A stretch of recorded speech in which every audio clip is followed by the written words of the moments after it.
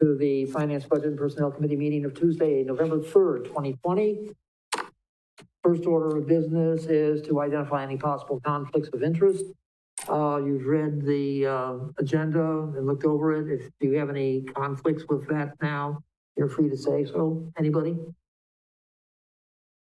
I see none, so we'll move on to citizen comments. Are there any citizens in the audience who wish to address the committee? Second call, third call. There are none. We will move on to the consent agenda. And on the consent agenda, we have the minutes of the October 2020 meeting. 2020. Wow, that's pretty good. Bills and payroll, monthly position control report. What are your wishes, Mr. Handler? Motion to approve. Move to approve, second by Mr. Wetzel. Discussion. There being none, all those in favor say aye. Aye. Opposed? So carried. Next up is consideration of items removed, if there were none. Request to recommend approval of budget resolution number 06-2020, shared ride taxi service deficit, presented by Ron Alman, Finance Director. Ron, it's all yours. Thank you. In your packet, you have a memo kind of describing how the taxi or shared ride service works. And in brief, there's always going to be a local share, and there always has been. And the way it works is we get three types of funding. So the state of Wisconsin gives us a fixed amount. We collect fares and agency fares, and then the federal government makes up 50% of the loss we have. So basically we're saying for every dollar of fares or agency fares we lose 50 cents in federal funding. So there's always going to be a local share. And over time, our trips have kind of risen in volume. And over that same time, the reimbursement rates from federal and state kind of trickle down. When I look back at certain years, there was money levied directly into the fund to kind of cover it, or there's some transfers. So the total amount at the end of 19 is the accumulation of a few years of local share that needs to be covered by the general fund. As one of the grant rules is we can't make money on this, so there'll always be a local share. For 2020, there's a fair amount of grants that we're going to collect, so we should pretty much break even in 2020, other than I think the first month of local share is ours. And then in the 2021 budget, there's about $58,000 local share included in this. So this is just a catch up. This is I think the last 2019 reconciliation of a fund that needs some money from the general fund to be made whole.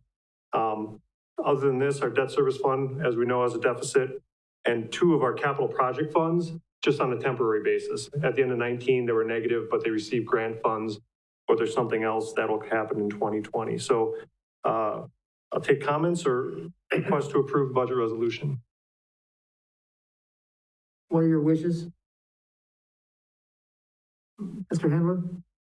Motion to approve. There is second by Mr. Peschel. Thank you. I just have one question. You said they had a deficit from previous years?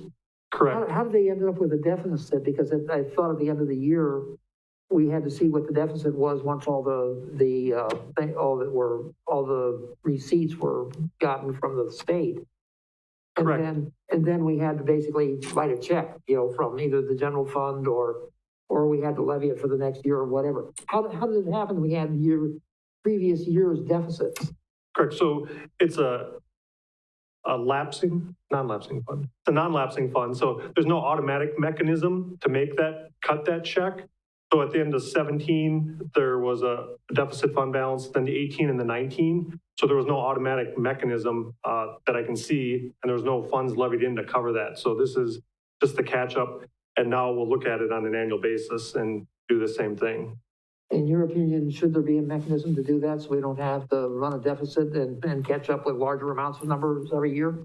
So the options are levy dollars in, but there's no levy dollars available. The second one would be, I prefer this method, wait till after the fact, because then we're not guessing at what the deficit is, and then we can kind of get in a reporting cycle. You can bring it each year to show you how the taxi system did. And what I'm talking about is, shouldn't we say that at a date certain each year, we should look at it and decide whether or not to fund the deficit? Oh. Yeah, so we'll put it on a schedule. So If I had to guess, so it'll be post-audit, then I reconcile all the funds, and then we'll have these types of resolutions probably all a little closer together. Post-audit makes the most sense, I Yep. think. So, yeah. We have a motion and a second on the floor. Is there, yeah, Mr. Wetzel? Thank you, Chairman. Do you have any idea what the impact of COVID has been on the ride share? My understanding that the ride share is not really a ride share anymore, that it's a single passenger because of COVID. Is that going to affect us negatively moving forward? So I'll let Steve talk on part of it, but for the financial part of 2020, we do have a fair amount of grants. I don't know, Amy, if you want to talk a little bit about that. Amy actually works on those. Yeah, I have the stats up to date. March took a pretty big hit. It's starting to come back. There is COVID-19 grants. They're going to cover all of this year, except for, I think, January 1st through the 20th. So a lot of it's going to be covered this year. Okay, that's all I needed. Thank you. Any further questions? If not, we have a motion and a second on the floor. All those in favor, please say aye. Aye. Opposed? So carried. Next up is the request to recommend approval to refill Assistant Street Superintendent position presented by Chris Howley. Chris, you're getting to feel pretty good at home at that podium, I think. Good evening, everybody. Thanks a lot. After 34 years of service to the City of Marshfield Street Division, Kurt Borenbach, Assistant Street Superintendent, has decided to retire. He's not only retiring from the City of Marshfield, but he's also a military retiree. And with Veterans Day coming up, I want to thank him for his service and all the other military people out there. Thank you very much, Kurt. His last working day will be November 25th, and his official retirement date is December 29th. His knowledge and passion for not only the street division, but the city as a whole will be missed. Due to his recent announcement, we are looking to fill the position of Assistant Street Superintendent and start the advertising process for his replacement. The Assistant Street Superintendent position supervises not just Kurt here tonight, but Phil also oversees operations in the street division, such as stormwater ditching projects, asphalt mill in place projects, concrete work, concrete overlays, replacement and maintenance of storm and sanitary systems, anti-icing, de-icing, snow plowing, removal from the road, city-owned sidewalks and private sidewalks, forestry operations in coordination with the city forester and other departments on urban forestry operations, monitors for safety compliance, emergency and urgent situations, trains new employees and cross-trains existing employees, communicates with the general public, utilities, and other departments to answer questions and resolve issues and problems, maintains daily project logs and fills in daily equipment and personnel reports, prepares daily work schedules, manages contractors, and performs all other duties that are assigned. Examples include the Christmas decorations set up for Dairy Fest. Along with all these responsibilities, the assistant street superintendents are on call every 3 weeks in case of any emergency that may arise. Typically, the assistant street superintendent averages about 50 hours a week, not including the winter season, and is directly responsible for up to 15 personnel at a time. This position also assists in researching new and innovative ways to help the street division become more efficient and keep up to date on the latest technologies that can reduce costs. As I was writing this memo, I had many emotions running through my head. On the one hand, I was genuinely happy and excited for Kurt and his retirement. We worked together for the last 22 years and spent many hours talking shop, crew morale, and ways to keep the street division efficient and running smoothly. Many times we looked at each other and asked ourselves, how are we going to get everything done? But we took one day at a time and kept plugging along. On the other hand, I'm a bit nervous and apprehensive on how to fill the shoes of someone with 34 years of experience. Kurt has exceptional organizational skills. He has been in charge of the mill in place projects since the inceptions. He coordinates and schedules with American Asphalt, the pulverizer and paving schedules, staying ahead of the crews, calling and locates, ordering product, prioritizing work that needs to get done along with all the other miscellaneous tasks that receive calls on daily from branches in the roadway, traffic accident cleanup, potholes, dead deers, and on and on and on. I know he won't miss the many phone calls we receive after hours, weekend, and holidays, the weather DTN at all hours of the night, whenever there's a storm approaching, dispatch calls and calls from our night guys. I asked Phil and Kurt to attend tonight's meeting because I felt after 34 years of service, I wouldn't do justice in the 10 to 15 minutes here tonight to express the importance of filling the soon-to-be vacancy in the Assistant Street Superintendent position. In conclusion, as I have stated in the past, we held steady at 31 full-time employees from 2010 to 2018 and had a reduction of 1 FTE in 2019. Any reduction in staff here at the Streets Division will impact our ability to respond to emergencies and to decrease our level of service to the citizens of Marshfield. We will continue to look and use innovative ways and methods in upgrading our fleet equipment to continue finding efficient ways to perform our duties, but a reduction in the staff position will be detriment to the Street Division, thus the request to fill the vacancy. Therefore, I recommend that the Finance, Budget, Personnel Committee authorize the Street Division to fill the vacancy of the Assistant Street Superintendent position and begin advertising for the vacancy.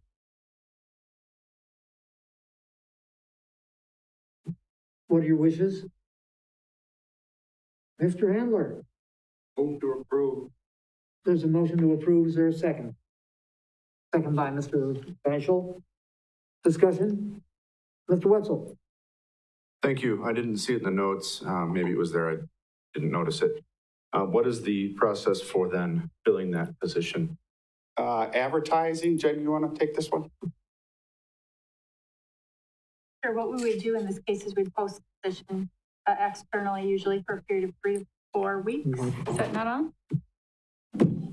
That's on. There we go. So we'd post it for 3 to 4 weeks, collect applications, determine our top candidates, interview, reference checks, and offer. What would the likelihood that it might be filled from within be? It would be determined based on the candidate pool. And before I end, I do want to say thanks, Kurt, for your time.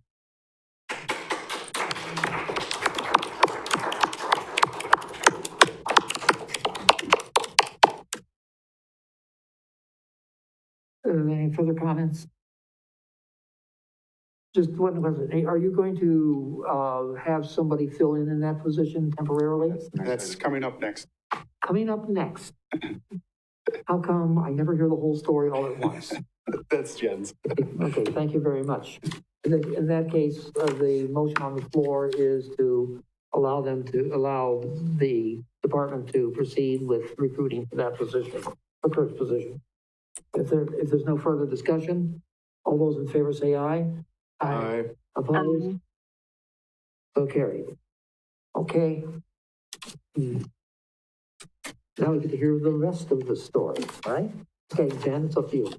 Sure. So in following up to Chris's presentation, in order to appoint an acting assistant street superintendent, we would be looking to fill that likely internally, definitely internally, and ultimately, in talking with Chris, he was looking to appoint that position as of November 9th to allow a week overlap period with Kurt as we get somebody trained into the acting role.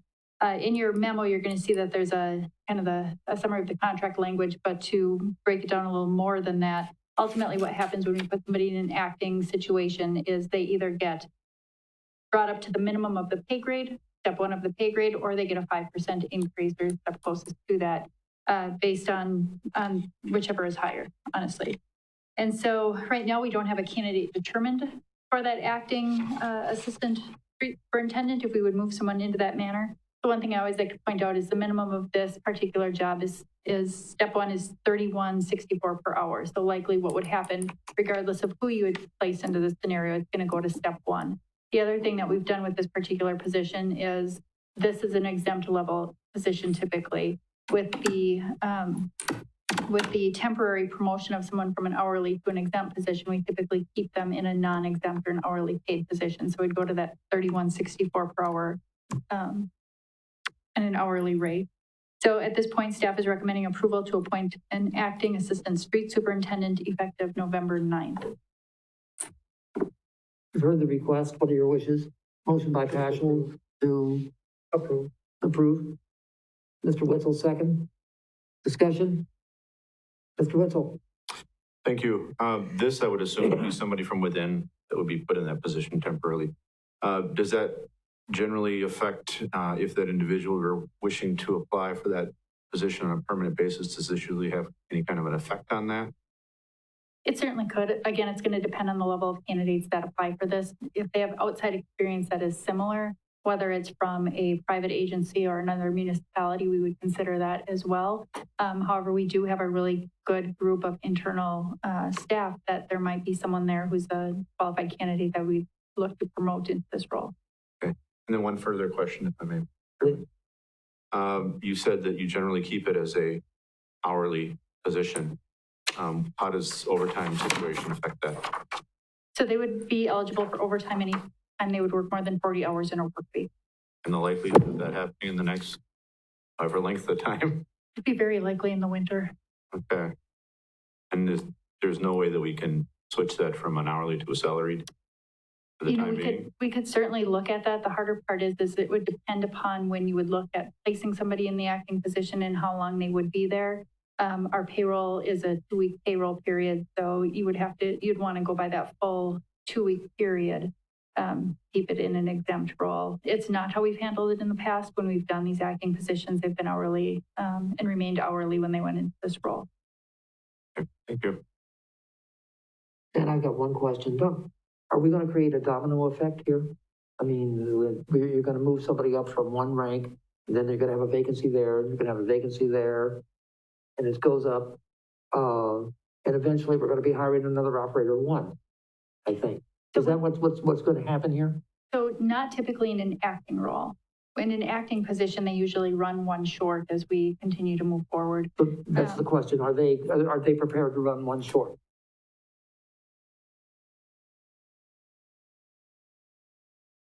Yes, we are, and that's why I asked tonight to start the process for advertising as soon as possible.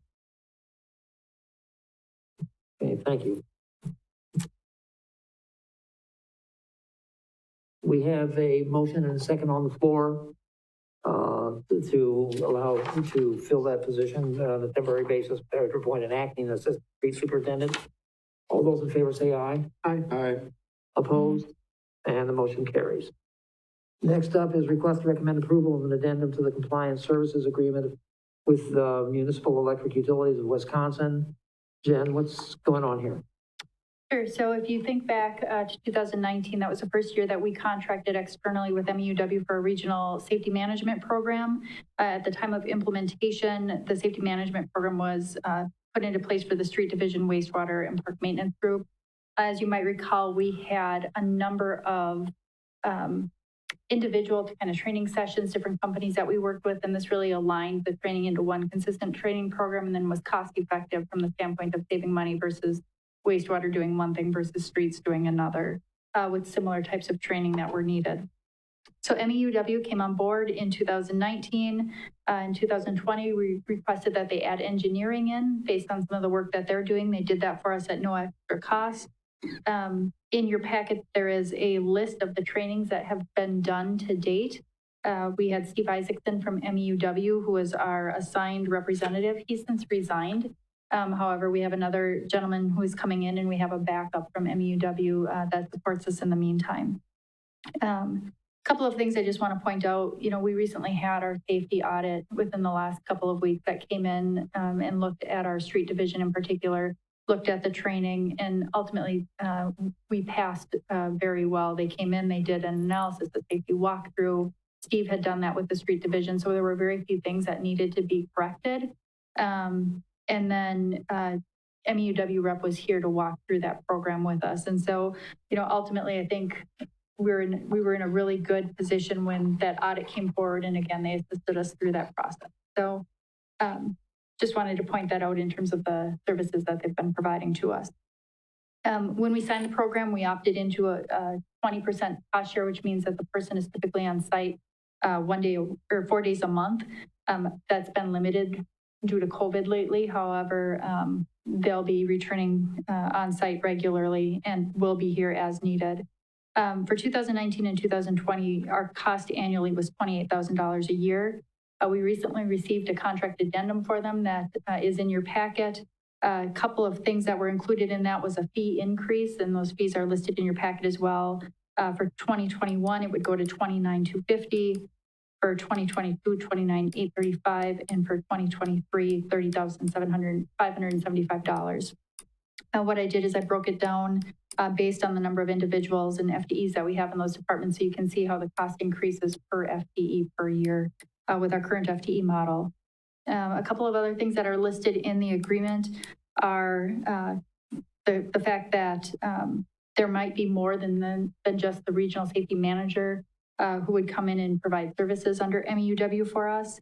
And then the other piece that's new that we certainly appreciate is the fact that there is a prorated credit equal to 80% of the reduction of a reduction in the annual fee for any months that the regional manager position is vacant. And as I mentioned, we had a retirement earlier this year. So, you know, going forward in that circumstance, we'll certainly be saving money if that should happen again.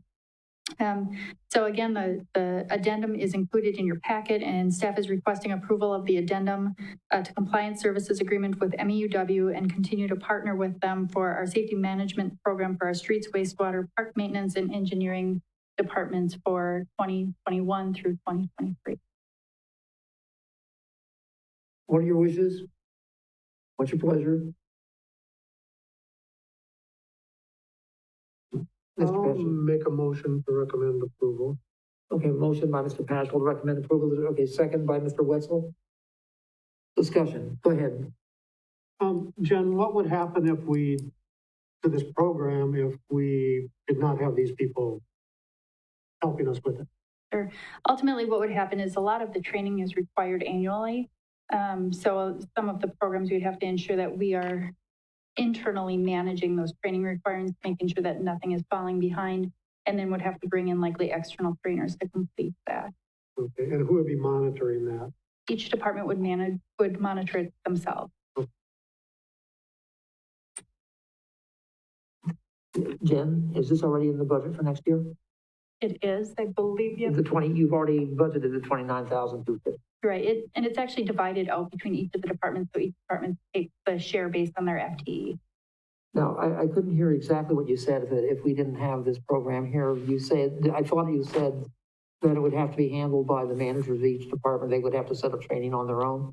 Right, they would likely contract with other organizations to set up external consultants to come in and do the training that is otherwise provided under MEUW. That's how it had been handled They previously. don't have people on staff who could provide training for the rest of the staff. You know, we haven't in the past. Dan might be able to answer that a little more closely than I can in terms of some of these departments, but my understanding is they've contracted out with various organizations for these services. Dan? Yeah, thanks for the question. No, in the past, as Jen said, each department handled things on their own, and we had a variety of consultants providing similar services. This was a way of consolidating that. We don't have necessarily the expertise in-house to do this training. I mean, the required training changes over time, and we just don't have the expertise to keep up with it in-house. So it really made a lot of sense to coordinate that under one effort. And to be honest, we probably weren't keeping up in some areas because we didn't have that one bird dog who kept track of everything for us and reminded us of when we needed things and so forth. So Steve, who was with MEUW, did a great job of keeping us on task and making sure we were current with our training and offering reminders. And he even provided added benefit by doing walkthroughs and inspections of our traffic control and other areas that might be a little higher risk, and not in a way to be punitive, but just to be educational in his observation of what we're up to. So overall, it was a great program for us, and I'd recommend us continuing with it. The other piece I'd like to add, if I could, is the fact that we all have, for all of these trainings that are listed in the packet, We have written training programs. We have training rosters. Everything is organized. Everything is very clear in the event that we ever have an inspection. It really was a very smooth process to ensure everything was right at the inspector's fingertips. Mr. Witzel. Thank you, Mr. Chairman. Looking at these examples of trainings here, I see some of these are pretty standard. Everybody everywhere does these, bloodborne pathogens, for example. I see a lot of these also, though, have to do more specifically with job-related functions. Have we noticed any difference in work-related issues and a decrease of those since this organization has taken over? In terms of like training or No, in terms of injuries? claims or injuries that happened. I don't know that we could associate to claims and injuries. I can tell you some of the things that have done that have exceeded some of the pieces in this program is, for example, they came in and they're all required to do CPR training and AED training. So we did that. But not only did they do it for our staff that were here, they also offered it to people in City Hall, people that didn't necessarily require it, just so that we have additional benefit here. Same thing with like fire extinguisher training. You know, our fire department can do that one internally, but we ultimately utilized MEUW as part of this program since they did provide the service. And because the consultant has a temporary desk that they use here in City Hall, we were always, you know, if they would happen to notice something as they were walking through, we'd get additional tips and tricks for that. So potentially saving other hazards or fines that we would have potentially received. Thank you. Any further discussion? If not, we have a motion and a second on the floor to approve the addendum. All those in favor say aye. Aye.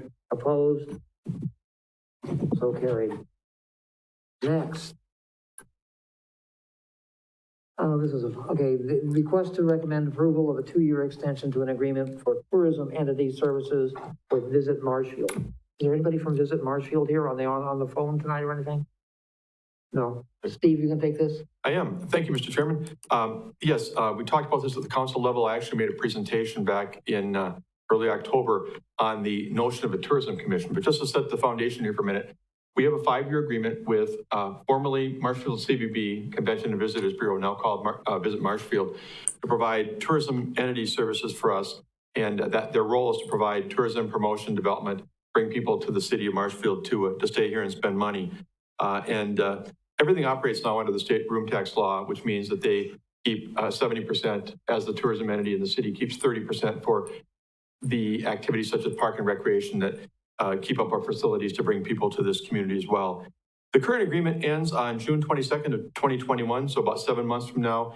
And at the discussion that came up with the council on October 13th, I presented the Tourism Commission idea. That's another way to do this, rather than to have the council oversee, make decisions, and establish the allocation and keeping the oversight, if you will, of the tourism funds. There are a number of communities across Wisconsin that use that. I presented information on 4 of them: Lake Geneva, Monona, New Berlin, and Wausau, who I actually didn't get a chance to talk to. I did talk to the other 3 about their experiences. And the experiences they've had have been favorable. Those 3 are smaller communities than Marshfield, and that was pointed out at the meeting by Matt McLean, who mentioned that it's a little bit different scale, but it's the same concept that would take it out of the council's hands, would put it in the hands of a committee established by the council to oversee the allocations. So my assessment is that there's benefits to a tourism commission. I think we really ought to look at it deeper, but it will take a little bit of time. And, you have to come up with not just the idea of appointing people, but you have to have a framework, sort of a mission, bylaws, that type of thing as to how they're going to operate, what the rules are expected to be for this commission. And putting that in place, first of all, determining that it's good for us, it would be a good model for us, will take a little time. And then putting the pieces of the puzzle together will take a little time as well. So I talked to Matt a little bit. He talked to his board. They'd be favorable to a 2-year agreement with us, a 2-year extension of the current agreement at the current terms. What they really need over there is certainty of what is going to happen in the near term as they try to market the city. They want a relationship, and they want to know that it's stable. And I agree with that. You could argue about 1 year versus 2 year or whatever, but that if we're going to do this, if we're going to give a serious look at establishing a tourism commission, it's going to take a time to do it right. And we want to do it right. So I would agree with him that 2 years is probably reasonable. And my recommendation would be that this committee recommend the council look at extending the current contract with Visit Marshfield for 2 years, directing the city attorney to draft the change. And if that is your direction tonight, and if the council agrees, that we would, after the council meeting, begin rather promptly to start setting up a team of people, and we can determine later who's on that team, maybe elected and appointed officials and others, to examine this model and determine if it's right for the city of Marshfield. Mr. Wetzel. Go ahead. I would move to extend to June 30 of 2022. That is a 1 year. The thing that I'm fearful of with a 2-year extension is that as soon as we hear 2 year, we got plenty of time, it gets pushed down the road, we don't get at it. This does give us, if we do this, 20 months. And so it does keep it in the forefront. It does keep us moving. Hopefully January 1, we start the ball rolling, and that still gives us 18 months to get something figured out or to extend from there. So my motion would be extend through June 30. I just don't like the 22nd date. June 30, 2022, and then keep moving forward with the other options. Mr. Hendler seconded that motion. Discussion. Let me jump in here a little bit. I was very leery of the metamorphosis, if you will, of CVB into Visit Marshfield. Well, they came up with Visit Marshfield after, I think after they got this current contract. I've heard criticism of them, and I have been critical myself of them for their constant change of the brand of Marshfield. I think Mr. Pinker listed, I think, 10 brands since 2000. It was the year of 2000 when they started this in. So basically, every brand they do lasts 2 years, and so there's nothing there that there's nothing that identifies who we are and what's unique about us. I mean, just about everything they've tried has lasted like that long.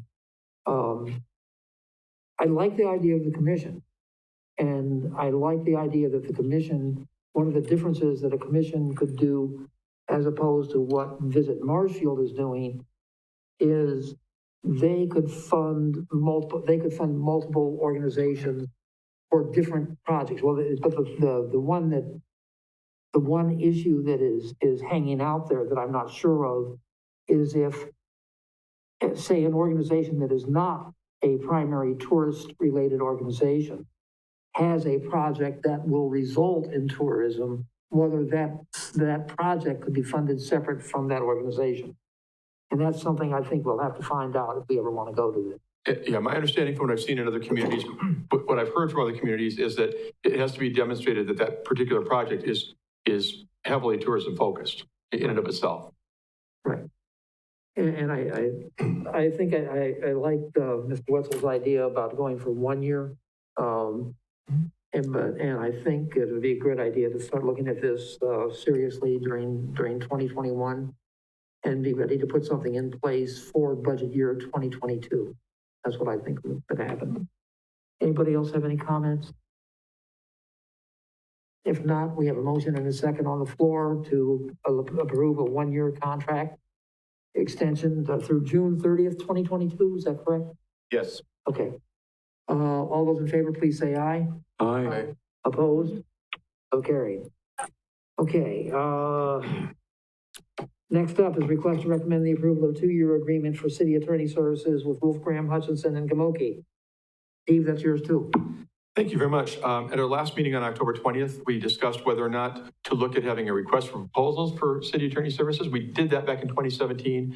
At that time, again, we got 2 proposals, one from Wolfgram, Gamoke, and Hutchinson, and one from a much larger firm at a much higher price, I might add. And we decided to stay with Wolfgram and Company. And it was decided at the last meeting 2 weeks ago not to do an RFP this time, to try to negotiate an agreement with Mr. Wolfgram.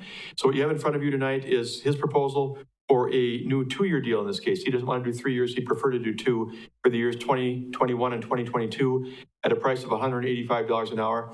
For the 3 years prior, from 18 through 20, He went from 160 at the beginning to 170 at the end, so an increase of $10 over the 3-year period. And this would be jumping up to 185 and then staying there for 2022 as well. I will say again that Wolfgram, Gamoke, and Hutchinson provides outstanding service. They always make themselves available to staff. They meet with me regularly on a biweekly basis to go over issues proactively. And I would recommend that that you authorize staff with council approval to enter into a 2-year agreement with Wolfgram, Gamoke, and Hutchinson as outlined. I have multiple motions. I'll tell you, Mr. Handler, that's your motion, and Mr. Wetzel, you're the second. Is that acceptable? The motion to approve, discussion? If none, all those in favor, please say aye. Aye. Opposed? So Thank you. carried. Okay, next up. Okay, the magic words. On item number 12 is adjourned to closed session under Wisconsin Statutes Chapter 19.851C, considering employment, promotion, compensation, or performance evaluation data of any public employee over which the governmental body has jurisdiction or exercises responsibility. And specifically, employee request for a leave of absence extension in excess of that provided for under city policy number 3.545 and city policy number 3.555. Candidate request for variance to vacation policy in excess of that provided under city policy number 3.510. I need a motion to go into closed session. Motion by Wenzel, second by Paschal. All those in favor, please say aye. Oh, no, we have to have a roll call. I'm sorry. Roll call vote, please. Paschal? Yes. Wagner? Yes. Witzel? Yes.Hendler? Yes. Barros? Yes. Thank you. Okay. Judge, you